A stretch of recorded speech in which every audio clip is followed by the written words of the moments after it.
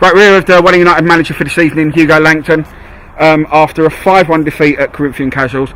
Hugo, we had a youthful side out there, but I'm guessing first half you weren't very happy to be going in 3-0 down. No, not being happy is the understatement. I won't lie, I had a few words at half time just to try and liven things up a little bit, and the second half was better. But it was a makeshift side tonight. I'm not going to sort of dress it up. The pleasing thing was I thought it was good to get a lot of the young players out there tonight, and they didn't really let themselves down. You know, it's tough for them when they're used to playing under 19 academy football, and they stepped into play against a team that were largely men. And so with some of the young lads, I'm particularly pleased with them, especially when Matt Sinclair thought he was excellent tonight, and his goal epitomised the class and quality that he's got, and he's certainly one for the future. Yeah, were you a bit disappointed up front with our more senior players in the first half that they didn't perhaps give the youngsters a little bit more support and something to play for? Definitely. You know, there's when you're fighting for a place in the first team, you know, you've got to. Nights like tonight are a test of character, and if you show up here and you show up late, and your attitude is I don't really want to be here, I don't belong here, I'm better than this, then you're going to get found out, and you're not going to be putting on a first team shirt on Saturday. I thought Sean Francis was obviously the most senior player tonight, and I thought he talked the kids through a lot of the game well.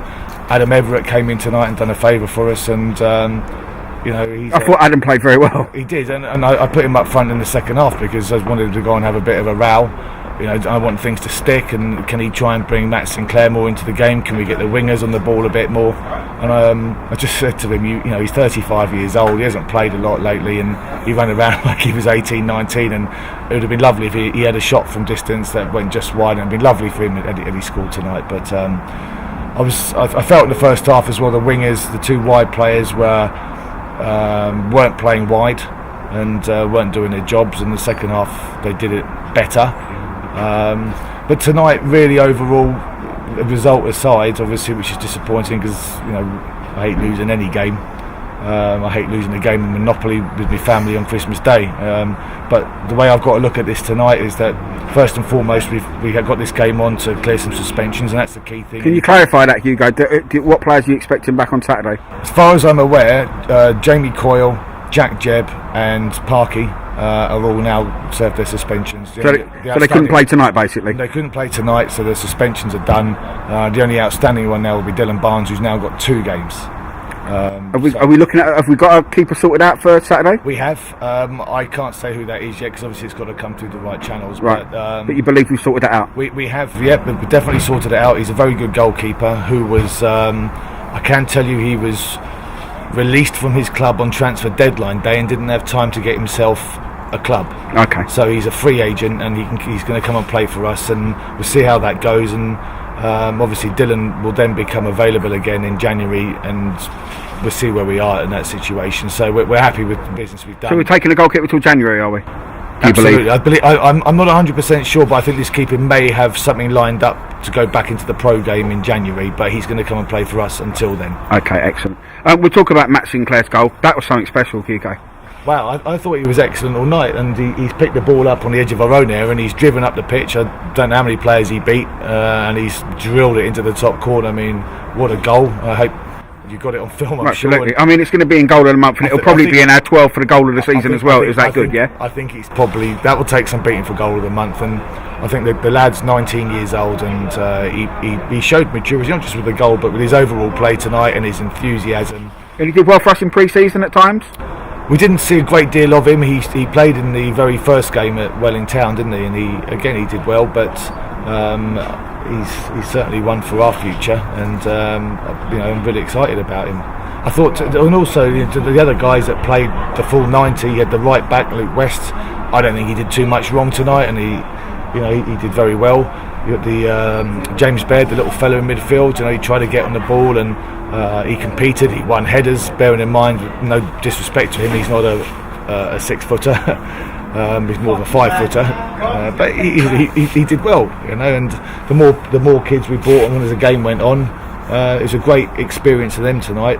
I just said to some of them, did you enjoy it? They did enjoy it. They said it was difficult because they've come from, as I said earlier, they're playing in a different sort of style of football, and this is great for their development to come in and play against a side that were largely men tonight. And but I will say to Corinthian Casuals, also to them, thank you for having us tonight and helping us to get this game on, to allow our suspensions to ease ahead of the league game Saturday. Do you feel second half, the way we were playing, if we'd have made it 3-2, we'd have been knocking on the door having a go at them?